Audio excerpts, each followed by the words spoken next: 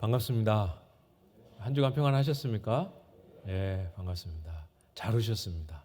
예, 날씨가 조금 풀리고 있지만 그래도 아직 저는 춥습니다.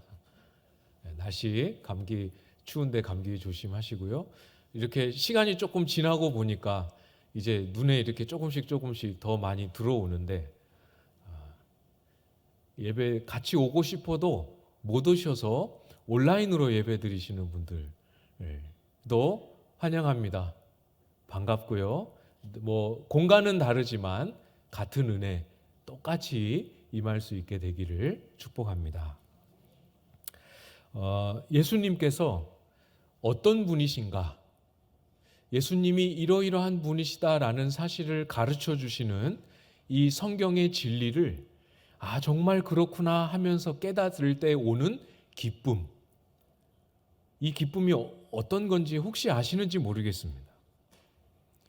예수님이 어떤 분이신지를 깨닫게 되는 기쁨은 다른 그 어떤 것으로도 채울 수 없는 우리의 빈 마음, 무엇으로도 채울 수 없는 우리의 공허한 마음을 정말 딱 맞게, 정말 온전하게 채워주실 수 있는 것 같아요.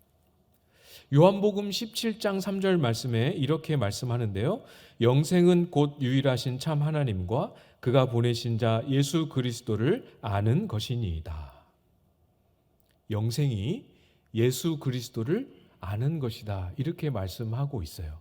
그러니까 주님을 아는 기쁨과 감격을 우리가 맛보게 될 때 그냥 말초적인 쾌락과 즐거움을 주는 그런 기쁨 말고 우리의 영혼을 근본적으로 아주 근원적으로 만족시킬 수 있는 이 생명이 주는 기쁨이 있다라고 말씀하고 있는 거죠. 오늘 본문의 세례 요한은 이처럼 예수 그리스도께서 어떤 분이신지를 깨닫는 그 기쁨 속에서 예수님이 이런 분이시다라고 증거하면서 오늘 본문이 시작이 됩니다. 29절에 있는 내용이에요. 보라, 세상 죄를 지고 가는 하나님의 어린 양이로다. 이 참 귀한 고백입니다. 사실 이거 하나만으로도 한 번의 설교를 할 수 있을 만큼 참 귀한 내용인데 이 사실을 처음 예수님을 딱 마주하면서 이 사실을 처음 마음으로 깨달았던 세례 요한은 얼마나 기뻤을까요? 그렇겠죠? 한번 상상해 보게 됩니다. 천국의 기쁨은 어떤 기쁨일까? 이 땅을 사는 동안 우리가 못 먹고 못 가지고 못 누렸던 거 천국에 가면 다 가지고 다 먹고 다 누릴 수 있다. 어려서 저는 그렇게 배웠어요. 천국에는 모든 것이 다 있다. 물론 모든 것을 이 땅에 누리지 못한 모든 것을 누리는 기쁨도 있을 것 같아요. 그렇지만 우리가 소망하는 천국의 기쁨은 다른 그 무엇보다 우리가 그토록 사랑하고 소망했던 예수 그리스도를 완벽하게 얼굴과 얼굴을 마주하는 아무것도 제약이나 가려짐 없이 예수 그리스도를 온전히 아는 그 기쁨, 이것이 천국의 기쁨 아니겠는가 한번 상상해 보게 됩니다. 예수 그리스도가 어떤 분이신지를 깨달을 때만 올 수 있는 이 기쁨, 이게 뭔지 아시는 분들은 더 많이 누리실 수 있게 되기를, 아직 그게 뭔지 모르신 분들은 조만간 빠른 시일 안에 그 기쁨을 여러분의 가슴으로 맛보고 누릴 수 있게 되기를 축복합니다. 아마 오늘 본문도 그런 기대와 그런 소망을 품고 기록되어 있는 것 같아요. 그래서 29절에 있는 이 예수 그리스도에 대한 증언과 고백이 정말 귀한 고백이다라고 말씀을 드렸는데 본문의 흐름을 가만히 보면 이 예수 그리스도, 세상 죄를 지고 가는 하나님의 어린 양이신 예수 그리스도에 대해서 서신서처럼 더 자세하게 더 깊게 풀어서 설명해 주지는 않고 있습니다. 오히려 29절에서 예수님에 대해서 이렇게 딱 선포를 하고 나서 이 세례 요한의 고백과 증언을 인용한 이 요한복음의 기록은 세례 요한이 이 진리를 어떻게 깨닫게 됐는지를, 그 과정을 보여주고 있는 거예요. 한번 같이 그 흐름을 따라가 보겠습니다. 31절입니다.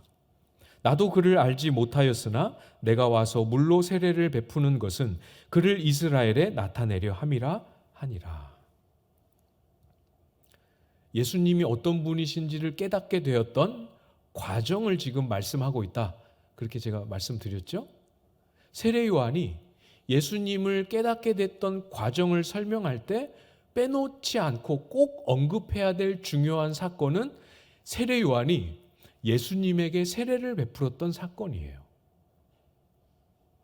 사실 따지고 보면 예수님이 세례 요한에게 오셨을 때 세례 요한이 예수님에게 세례를 받는 게 너무 지극히 당연하고 상식적이어 보이지만 세례 요한이 예수님에게 세례를 베풀었습니다.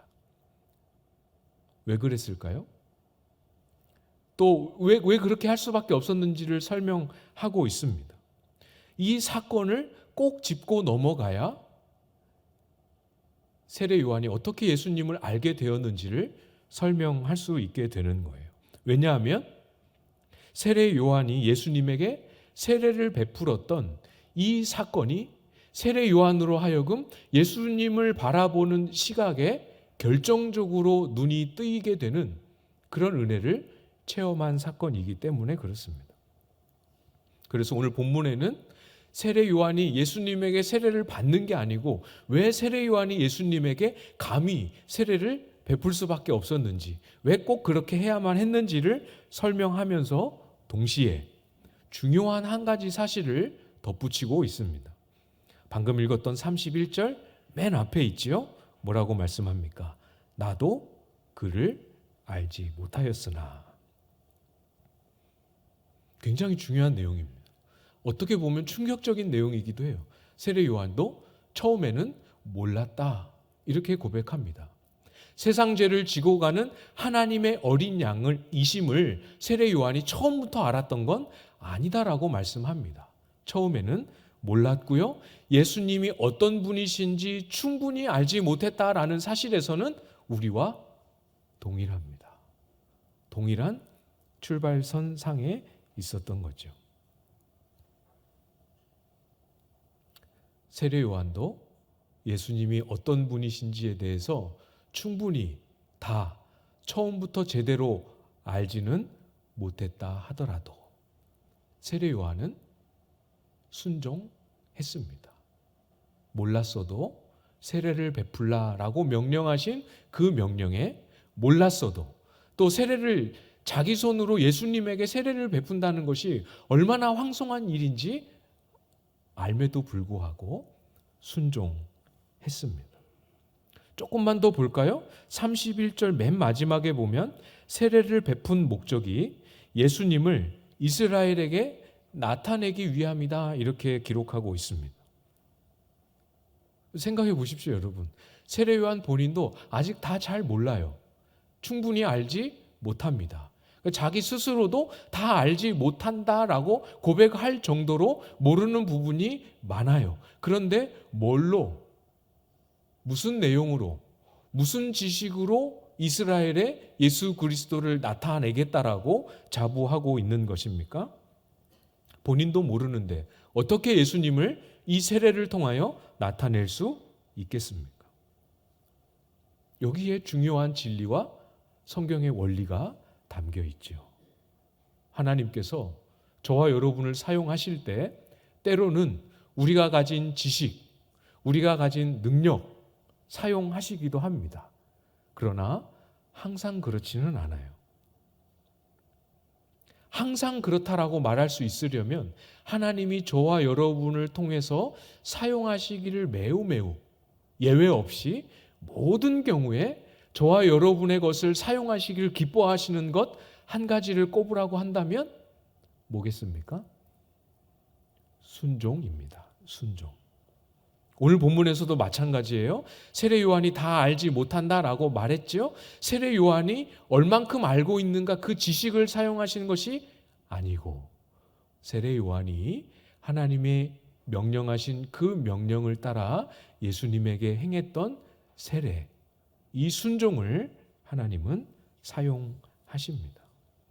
저와 여러분의 순종을 우리 하나님은 사용하시죠. 이렇게 예를 한번 들어볼까요? 여러분이 이제 상상을 해보십시오. 여러분이 아주 뜨거운 여름에 땀을 많이 흘리면서 수고하셨습니다. 당연히 목이 엄청 마르겠죠. 그래서 제가 아이고 집사님 권사님 수고하십니다 하고 이 냉장고에서 냉동실에서 갓 꺼낸 이 아주 시원한 생수를 한 병씩 들었어요.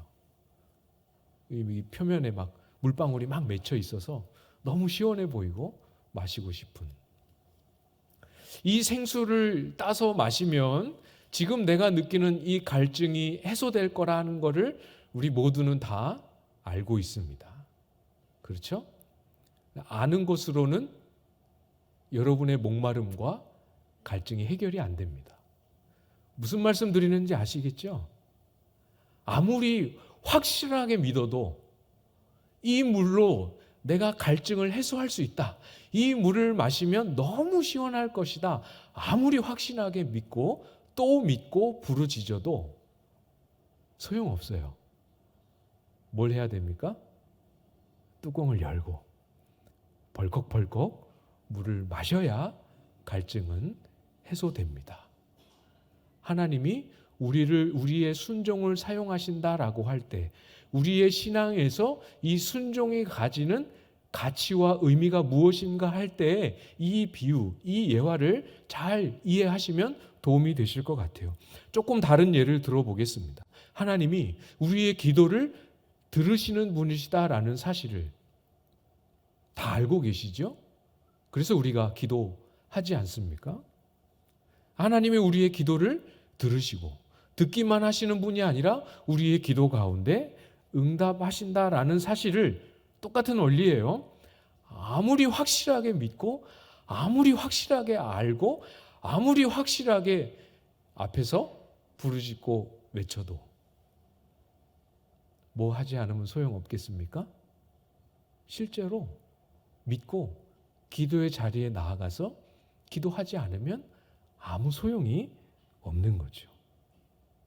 그렇지 않겠습니까?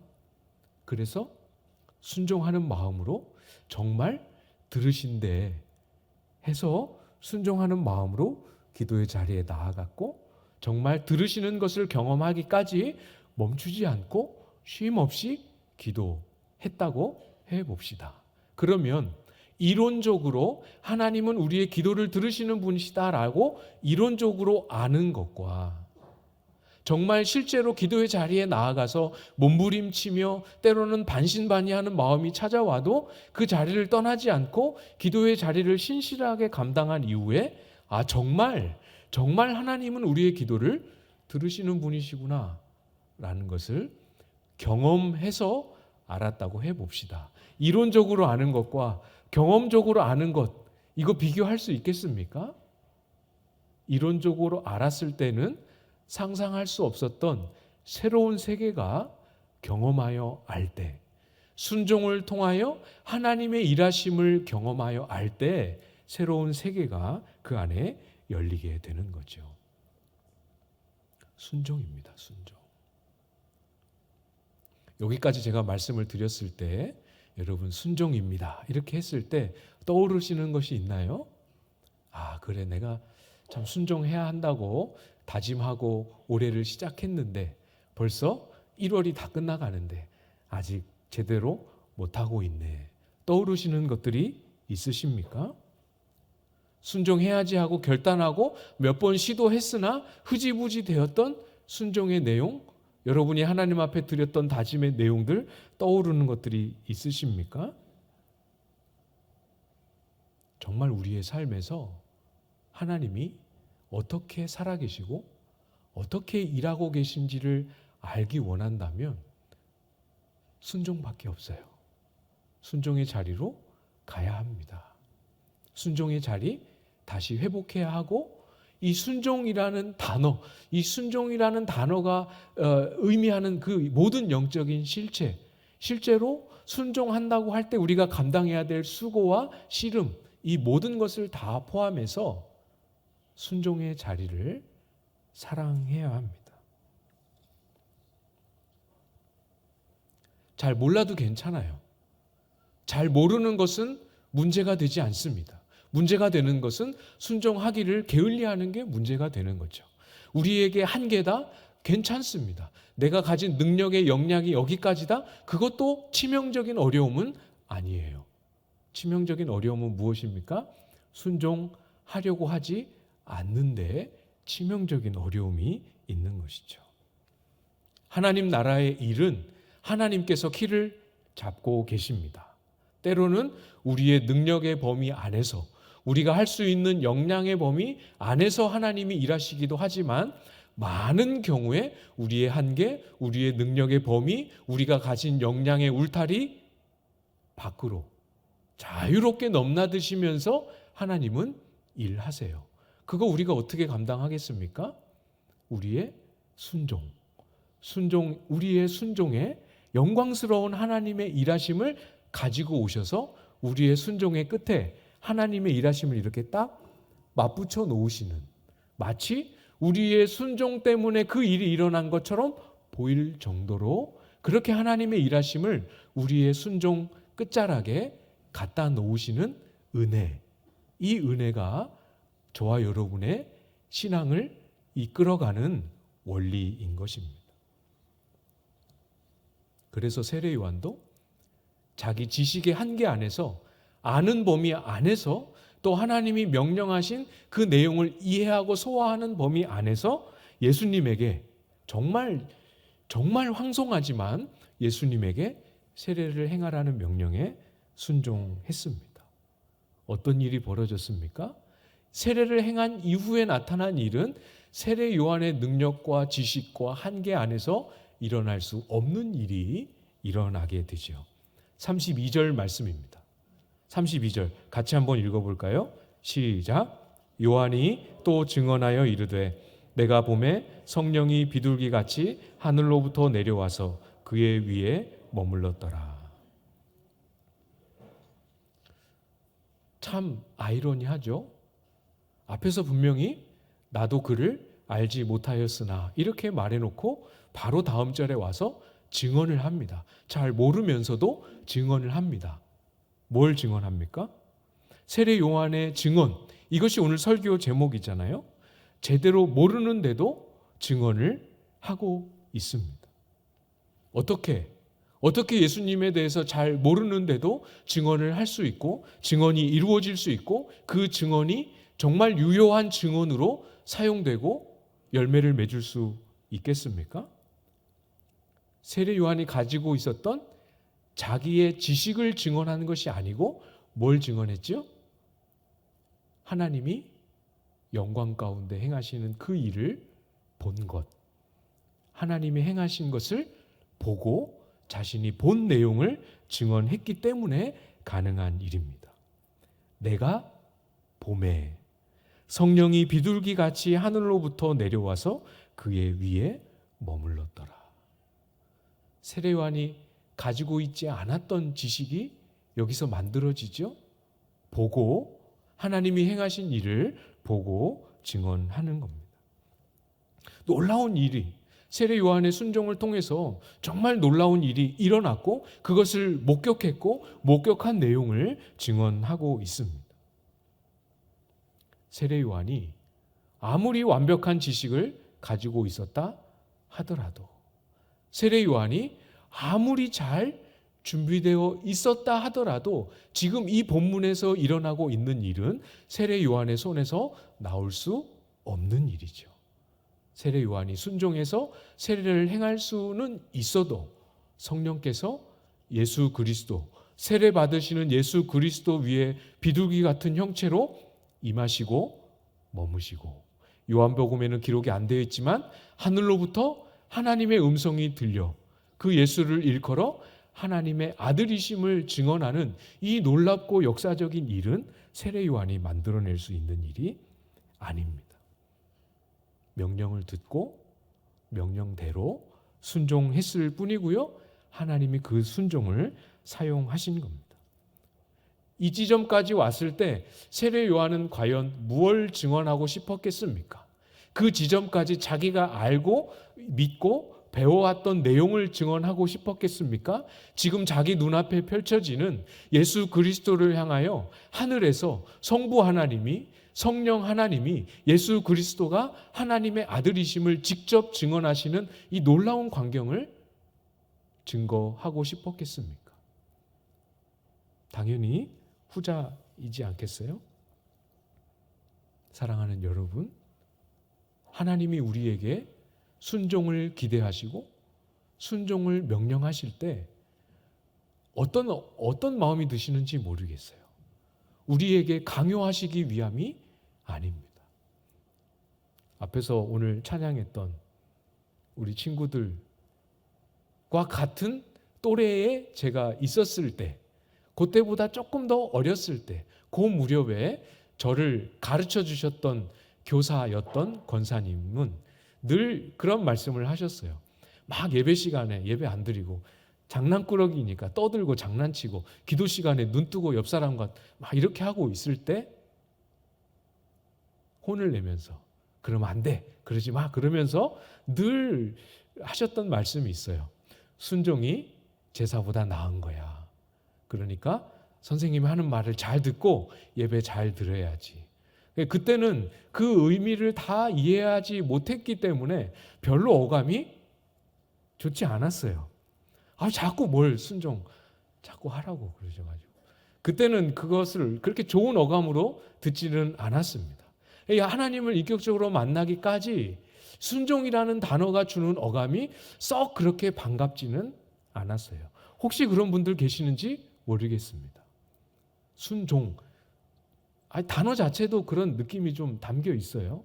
그러나 단어가 주는 어감이 어떠하든 우리가 경험했던 순종이라는 말과 관련된 우리의 경험이 어떠하든 상관없이 순종을 우리에게 명령하신 하나님의 의도와 하나님의 마음은 순종을 통해서 이 땅을 살아가는 저와 여러분이 순종을 통해서 이 땅이 주지 못하는 하나님의 영광스러운 일하심 속으로 들어오도록, 이 땅을 살지만 이 땅에 속하여 있지만 천국에서 일어나는 천국의 열매를 맛보고 살도록 하기 위해서 우리에게 순종을 명하시고 순종하라 권하시는 거예요. 영광을 향한 초대입니다. 초대. 이제 오리엔테이션을 잘 해서 순종하면 불편한 마음 좀 내려놓으시고 초대, 영광을 향한 초대, 이렇게 잘 애써 기억을 해주시기를 부탁을 드립니다. 예수님께서 남자만 5,000명 되는 그 인원, 수많은 인파들을 먹이시는 그 놀라운 또 영광스러운 기적을 행하실 때에도 똑같은 요소가 있었어요. 마가복음 6장 37절에 보면 제자들이 이 무리를 저녁 식사를 제공해야 되는데 우리가 가진 돈도 없고 가진 식량도 없고 어디서 구해올 수도 없으니 이들을 다 흩어서 저녁 먹으라고 돌려보냅시다 라고 제자들이 예수님께 말씀했습니다. 그때 예수님이 뭐라고 말씀하셨습니까? 마가복음 6장 37절에 보면 너희가 먹을 것을 주라 이렇게 말씀하십니다. 도대체 왜 이렇게 말씀하셨을까요? 제자들에게 이 남자만 했을 때 5,000명, 여자와 아이들 빼고 5,000명 되는 인원을 먹일 수 있는 식량이 제자들에게 진짜로 있을 거라고 생각하고 이 말씀을 하셨을까요? 없다는 건 예수님도 알고 계셨습니다. 그럼 없는 걸 알고 있으면서 너희가 먹을 것을 주라는 말의 의미는 약 올리는 것이겠습니까? 할 수 없는 것을 하라라고 명령하심으로 제자들을 절망하고 좌절시키려고 이 말씀을 하셨겠습니까? 아니겠죠? 왜 이 말씀을 하셨습니까? 이제 식량이 있든 없든 많이 있든 적게 있든 이제 예수님께서 하늘의 영광으로 이 5,000명, 남자만 5,000명 되는 이 수많은 무리를 먹이시는 그 영광스러운 기적을 행하실 텐데 그냥 멀리서 한 발짝 떨어져서 되는갑다, 일어나는갑다 지켜만 보지 말고 이 현장 안으로, 이 역사가 일어나는 과정 안으로 제자들을 부르시고 초대하기 위하여 이 속으로 더 깊이 들어오도록 제자들을 초대하시는 말씀이죠. 그러니까 우리의 한계 때문에 순종의 명령 앞에 좌절하거나 절망하실 필요 없는 거죠. 너희가 먹을 것을 주라 라고 하신 그 말씀대로 뒤져서 찾아와 봤더니 보리떡 5개, 물고기 2마리였습니다. 가능성 없습니다. 한 사람이 먹을 분량입니다. 그러나 양이 중요한 게 아니죠. 분량이 중요한 게 아닙니다. 뭐가 중요합니까? 들고 가지고 나아온 순종이 중요한 것이죠. 작아도 상관없고 짧아도 상관없고 많이 배운 것이 아니어도 상관없고 특별하고 대단한 것이 아니어도 상관없습니다. 저와 여러분을 보내신 삶의 자리, 가정이든 일터이든 교회이든 어디이든 우리를 보내신 그 삶의 자리에서 하나님이 우리에게 그때그때 말씀해 주시는 그 내용을 따라 순종하면 되는 거죠. 여러분이 속한 관계, 여러분이 속한 사회, 여러분이 함께 한 몸을 이루고 있는 가정, 여기가 우리 부르신 삶의 자리 아닙니까? 그냥 잘 먹고 잘 살라고 부르신 삶의 자리이기만 한 것이 아니고 그 자리도 비록 이 땅에, 죄 많은 이 땅에 속하여 있는 자리이지만 하나님을 믿는 여러분 덕분에, 하나님을 믿는 그 한 사람 두 사람 덕분에 그 자리도 하나님이 거하시고 하나님이 일하시고 하나님이 영광 가운데 행하시는 그 역사를 경험할 수 있도록 저와 여러분을 순종의 자리로 지금도 또 다시 포기하지 않고 또 다시 부르시고 초대하고 계십니다. 순종입니다, 여러분. 순종하면 반드시 열매가 있습니다. 원망을 버리라고 말씀하셨으면, 미움을 버리라고 말씀하셨으면 해보십시오. 잘 안 되더라도. 용서하라고 말씀하셨으면, 불의한 행동을 버리라고 말씀하셨으면 해보십시오. 잘 안 되더라도, 실패하더라도 해보십시오.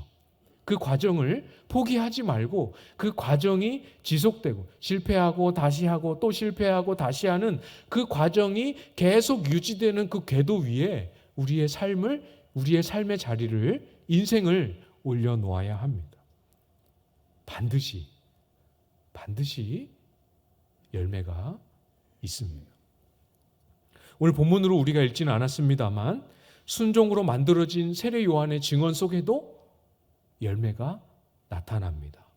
37절 말씀을 보시면 두 제자가 그의 말을 듣고 예수를 따르거늘. 여기서 두 제자는 예수님의 제자가 아니고 세례 요한이 가르쳤던 세례 요한을 따르던 제자입니다. 그런데 보라, 세상 죄를 지고 가는 하나님의 어린 양이다. 이 말하는 것을 듣고 세례 요한의 제자가 예수님을 따르는 예수님의 제자로 가버리는 거예요. 열매가 있습니까? 아니, 내 제자가 남의 제자가 되는 게 무슨 열매요? 이렇게 생각하실 분 없으시죠? 예수님을 따르는 제자로 열매가 맺힙니다. 40절에도 반복해서 말씀합니다. 요한의 말을 듣고 예수를 따르는 두 사람 중에 하나는 시몬 베드로의 형제 안드레라. 그 두 명 중, 여기 40절에 2명하고 37절에 두 제자하고 같은 사람이에요. 똑같은 사건을 말씀하는 건데 이름을 밝히기 위해서 한 번 더 기록하는데 강조해서 자세하게 기록합니다. 요한을 따르던 그 두 제자 중에 한 사람은 이름이 안드레인데 이 안드레가 누군지 아냐? 우리 모두가 잘 아는 예수님의 수제자 베드로의 형제입니다. 이 안드레가 세례 요한의 증언을 듣고 예수님의 제자가 된 후에 세례 요한이 했던 것과 똑같이 예수님이 와서 보라 하고 하는 말씀에 순종해서 예수님에게로 갔고, 예수님이 행하시는 것과 가르치시는 것과 말씀하시는 것을 보고 메시아임을 깨닫게 됩니다. 그리고 돌아가서 자기 형제 베드로를 전도하는 거죠. 전도할 때 이 안드레가 가진 모든 지식을 다 동원해서 성경 공부를 엄청 한 후에 전도한 게 아니고 아주 단순했습니다.